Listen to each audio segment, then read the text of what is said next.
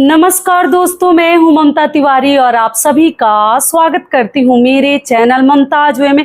कैसे हैं आप सब? तो ये बताने के लिए कमेंट बॉक्स में जय माता दी हमेशा की तरह जरूर लिखिए। तो चलिए दोस्तों, आज हम इस वीडियो में जानेंगे नवरात्रि से संबंधित पहले दिन प्रतिपदा के दिन ही इन सभी बातों का आप लोग ध्यान रखिएगा। बहुत सारे आप लोगों के महत्वपूर्ण प्रश्न आए हैं जो कि जानना बिल्कुल जरूरी है।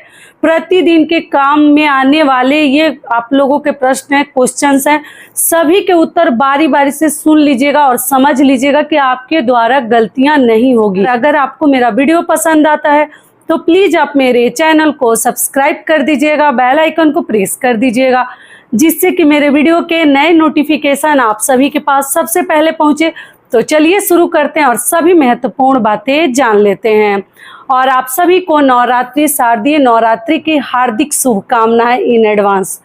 तो सबसे पहले आप लोगों का प्रश्न है, देखिए, घट स्थापना जैसे या जो भी कह लीजिए, कलश स्थापना आप लोग पूछे हैं कि अगर मान लीजिए दीदी कि हम 5 साल का मन्नत नहीं मांगे थे, हम 1 साल के लिए ही मन्नत मांगे थे, तो क्या हम 1 साल कलश स्थापना करके क्या छोड़ सकते हैं? तो जी नहीं।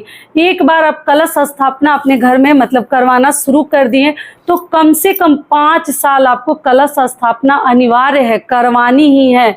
इसलिए सोच समझ कर कभी भी कोई भी डिसीजन ले, या अगर आप सोच रहे हैं कलश स्थापना करवाने के लिए पहली बार 9 दिनों का व्रत रखने के लिए, तो इस साल आप लोग कर सकते हैं, लेकिन सोच समझ कर कीजिएगा कि आगे 5 साल तक आप लोगों को कलश स्थापना अपने घर में करवानी है।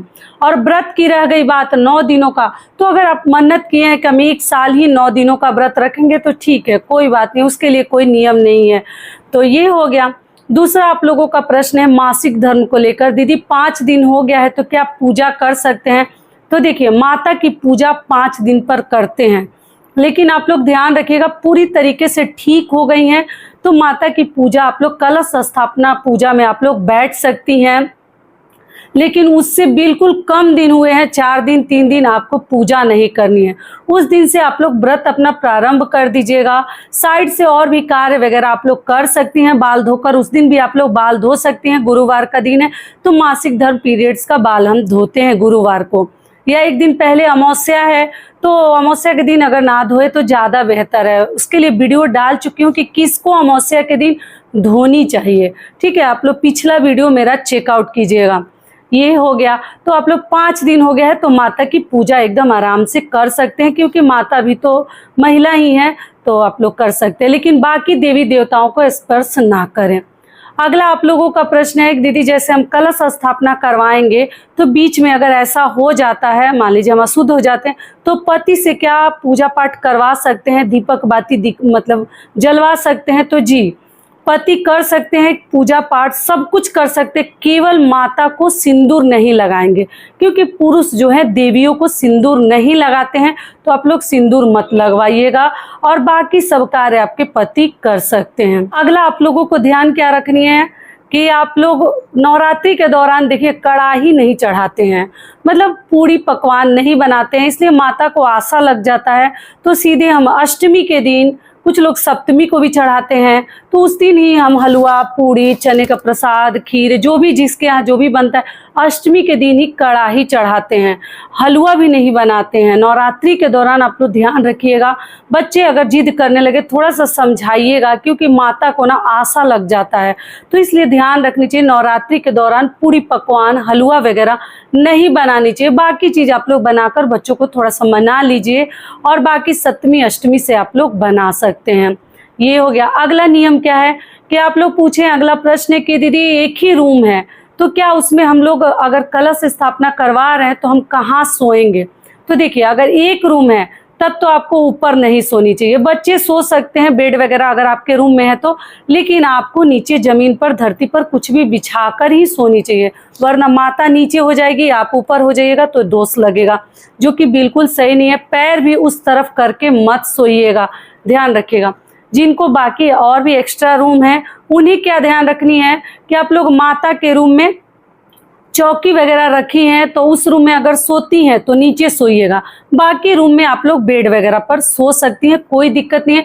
चादर वगैरह अपना धो लीजिएगा, साफ स्वच्छ चादर पर हमें सोनी चाहिए, पीलो कवर वगैरह बदल दीजिएगा। इतना ही करनी है। जो चादर वगैरह ओढ़ने के लिए भी रखते हैं उसको भी आप लोग जैसे धुला हुआ साफ स्वच्छ ही चाहिए, तो आप लोग रखिएगा और बेड पे भी सो सकते हैं। ये क्लियर हो गया। अगला आप लोगों का प्रश्न है कि दीदी जैसे मान लीजिए कि हम केवल 2 दिनों का व्रत रखते हैं, तो क्या हम कन्या पूजन कर सकते हैं? जी बिल्कुल कर सकते हैं। व्रत 2 दिन रख कर भी कन्या पूजन कर सकते हैं। बिना व्रत रखे भी नवरात्रि में आप लोग कन्या पूज सकते हैं, कन्याओं का पांव पूज सकते हैं। 9 दिनों का जो व्रत रखेंगे उन्हें तो कंपलसरी है, एकदम अनिवार्य है, आपको तो कन्या पूजन करना ही करना है। जो 9 दिनों का इतना कठिन व्रत रखे हैं, 9 दिन उपवास रखना इतना आसान नहीं है, तो आपको कन्या पूजन करके ही आपका व्रत संपूर्ण होता है। और बाकी लोगों को अपनी इच्छा के ऊपर है, कुछ नियम नहीं है कि 2 दिन का व्रत रखेंगे प्रतिपदा और अष्टमी का तो कन्या पूजन करना एकदम कंपलसरी, ऐसा कुछ नहीं है। आप चाहे तो कन्या पूजन कर सकते हैं, चाहे तो नहीं भी कर सकते हैं। बिन व्रत रखे भी कन्या पूजन कर सकते हैं या नहीं भी कर सकते हैं, टोटल आपकी इच्छा है। ये क्लियर हो गया। और अगला आप लोगों का प्रश्न है कि दीदी नवरात्रि के दौरान क्या कढ़ाई बुनाई सिलाई कर सकते हैं? जी कर सकते हैं।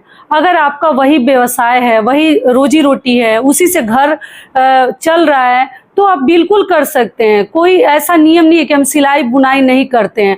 लेकिन कुछ लोग जिनके माना जाता है कि नहीं करते हैं, तो मैं उनको ऐसा नहीं बोलूँगी कि आपका गलत है, लेकिन इतना सब नियम लेके चलेंगे ना तो कोई भी पूजा पाठ बहुत अधिक पहाड़ बन जाएगा और बहुत अधिक कठिन और जटिल हो जाएगा। तो इसलिए इतना चिंता करने की जरूरत नहीं। आप कढ़ाई बुनाई सिलाई सब कर सकते हैं, ऐसा कुछ नहीं है। बाकी जिनके यहाँ नहीं किया जाता है वो अपना देख लेंगे।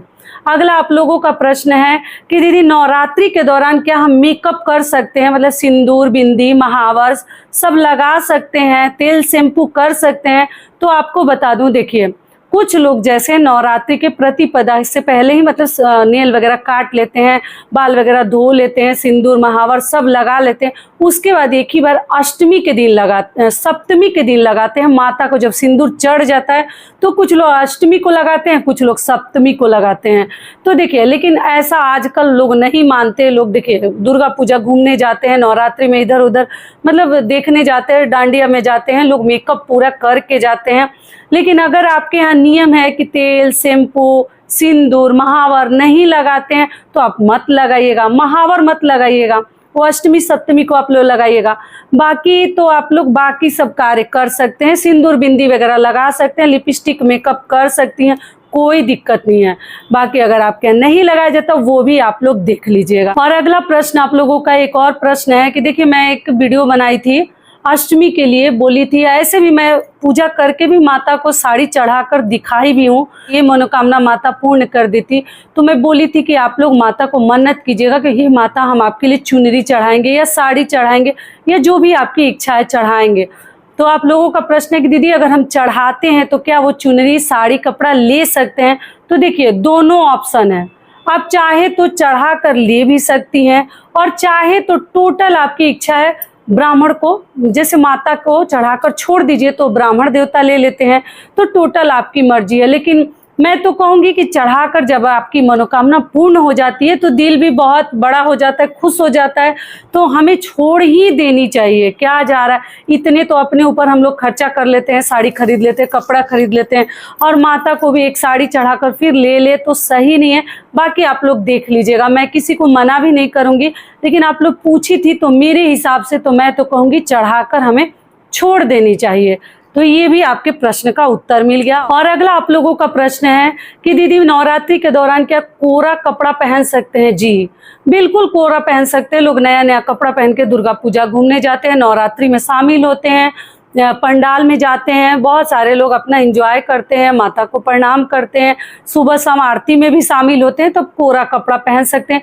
केवल आपको ध्यान रखनी है नवरात्रि के दौरान बाल वगैरह ना कटवाएं, नील भी जरूरत ना पड़े, नाखून भी नहीं काटनी चाहिए, ध्यान रखिएगा। लेकिन बाल तो कभी ना कटवाए। अभी तो पितृपक्ष से ही मैं आपको बताई थी कि पूरा 15 दिन पितृपक्ष और पूरा 15 दिन नवरात्रि हमें हेयर कट कभी नहीं करवानी चाहिए, कितनी भी जरूरत पड़ जाए तो क्या हुआ। और अगला आप लोगों का प्रश्न है दीदी मंदिर से पितृपक्ष के दौरान जितनी पूजा वाली सामग्री है, क्या वो हमें हटा देनी चाहिए? तो देखिए, कई बार इस प्रश्न का मैं उत्तर आप लोगों के साथ शेयर कर चुकी हूँ कि पूजा की कोई भी सामग्री अशुद्ध नहीं होती है। आप लोग गंगा जल डालना ही है मंदिर के ऊपर, साफ सफाई कर दीजिएगा, मूर्तियों को पोंछ दीजिएगा या धो दीजिएगा, मतलब स्नान भी करवा सकते हैं, पीतल की है, चांदी की है तो।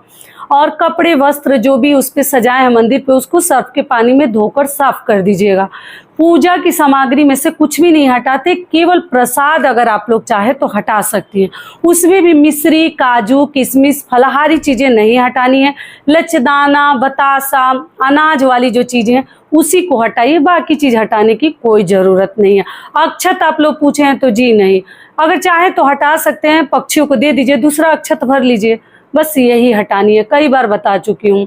और इससे पहले दोस्तों आप सभी से एक छोटी सी रिक्वेस्ट है, अगर वीडियो पसंद आता है तो चैनल को पक्का सब्सक्राइब कर दीजिएगा और एक छोटी सी लाइक कर दीजिएगा, क्योंकि आपकी एक छोटी सी लाइक से हमें बहुत अधिक हिम्मत और प्रेरणा मिलती है। जरूर कर दीजिएगा। और आप लोग मुझे इंस्टाग्राम पे जरूर फॉलो कीजिए। देखिए, बार बार बोल रही हूँ, मेरे इतने कम फॉलोअर्स है, सब्सक्राइबर्स जो भी कह लीजिए, बहुत बुरा लगता है जब लोग हमारे ऊपर हंसी उड़ाते हैं। तो आप लोग जो लोग भी इंस्टाग्राम पे है जरूर फॉलो कीजिए। मेरा आईडी आप लोग पूछते हैं क्या है, तो आईडी है ममता वे। मैं ऐसे यहाँ लगा दूंगी, आप लोग देख लीजिएगा, उसमें ममताज वे नहीं है, ममता वे, ठीक है, एक ही में है। अगला आप लोगों का प्रश्न है, दीदी अखंड ज्योति किस चीज का जलाएं, घी का या तिल के तेल का? तो देखिए, ये बताने वाली चीज नहीं है, यथाशक्ति तथा भक्ति। घी है भरपूर आपके पास, भगवान उस लायक बनाए हैं तो 9 दिनों तक घी का जलाइए, अति उत्तम, सर्वश्रेष्ठ है। नहीं है कोई बात नहीं, तिल के तेल का भी जला सकते हैं, लेकिन सरसों तेल वगैरह इस्तेमाल मत कीजिएगा। इन्हीं 2 चीजों का ही जलाया जाता है, तिल के तेल का या घी का। और अगला प्रश्न है, दीदी उस दिन गुरुवार भी है, तो हम लोग गुरुवार का व्रत रखते हैं तो क्या करें? तो देखिए, अच्छी बात है ना, 2 व्रत का आपको लाभ मिल जाएगा। प्रतिपदा के दिन ही पड़ा है तो दोनों व्रत आपको करनी है।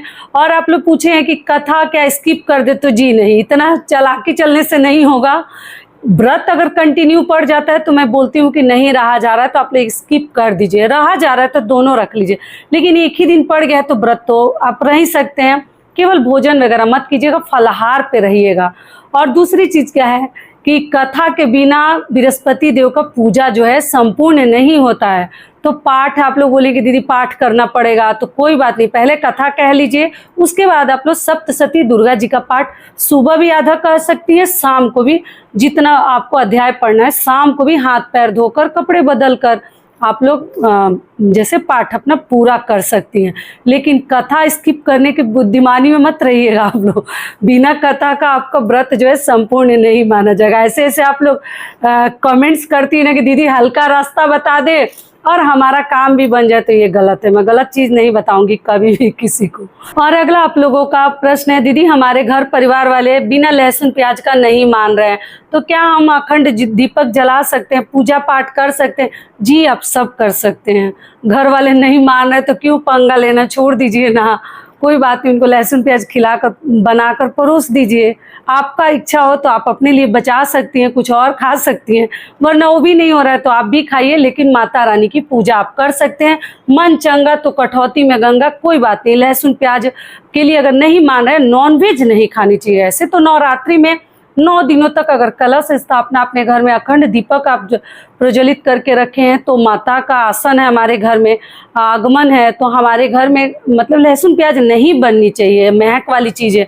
लेकिन मान लीजिएगा घर परिवार वालों से पंगा लेकर कहाँ जाएंगे, अगर वो मांग रहे हैं, पति नाराज हो जाए, सास नाराज हो जाए, तो ऐसा व्रत का क्या फ़ायदा। तो ठीक है, आप उनको दे दीजिएगा और आप अपना देख लीजिएगा कैसे क्या होता है, और आप अखंड दीपक जला सकती हैं, कलश भी रख सकती हैं। ये भी क्लियर हो गया, ज़्यादा टेंशन लेने की ज़रूरत नहीं है। और अगला आप लोगों का प्रश्न है, दीदी जैसे सुबह सुबह ही हम पूजा पाठ करते हैं तो एक दिन पहले ही फूल मंगाकर फ्रिज में रख लेते हैं, तो क्या वो फूल माता को चढ़ा सकते हैं? जी बिल्कुल चढ़ा सकते हैं, क्योंकि सुबह सुबह सही बात है पॉसिबल नहीं होता। जो शहरों में रहते हैं वो लोग एक दिन पहले ही लाकर रख लेते हैं। और भगवान तो सब जानते हैं, केवल आपकी श्रद्धा और निष्ठा और आपका देखते हैं ना कि आपके मन में कितना उनके प्रति प्रेम है। तो वही देखते हैं। कोई बात नहीं, आप लोग फ्रीज कर रखा हुआ भी फूल वगैरह पुष्प वगैरह चढ़ा सकती हैं। लाल फूल मिल जाए तो अति उत्तम। और आखिरी सबसे महत्वपूर्ण प्रश्न है कि दीदी जैसे हम सेंधा नमक क्या व्रत में खा सकते हैं? अगर हमें शुगर की प्रॉब्लम है, चीनी वगैरह ज़्यादा नहीं खाते हैं, तो जी आप लोग बिल्कुल खा सकते हैं। नवरात्रि व्रत में 9 दिनों का जो व्रत रखते हैं या 2 दिनों का भी अगर आप रख रहे हैं तो आप लोग सेंधा नमक का सेवन कर सकती हैं। अगला वीडियो ऐसे मैं डालूंगी कि हमें क्या खानी चाहिए और क्या नहीं खानी चाहिए। बहुत सारे मसालों के बारे में आप लोग पूछे हैं, तो नेक्स्ट वीडियो में ज़रूर बताऊंगी। तो आशा करती हूँ सभी बातें अभी आप लोगों के समझ में आ गई होगी। तो ये वीडियो मेरा यहीं तक का था। फिर मिलती हूँ एक नए वीडियो में, तब तक के लिए नमस्कार।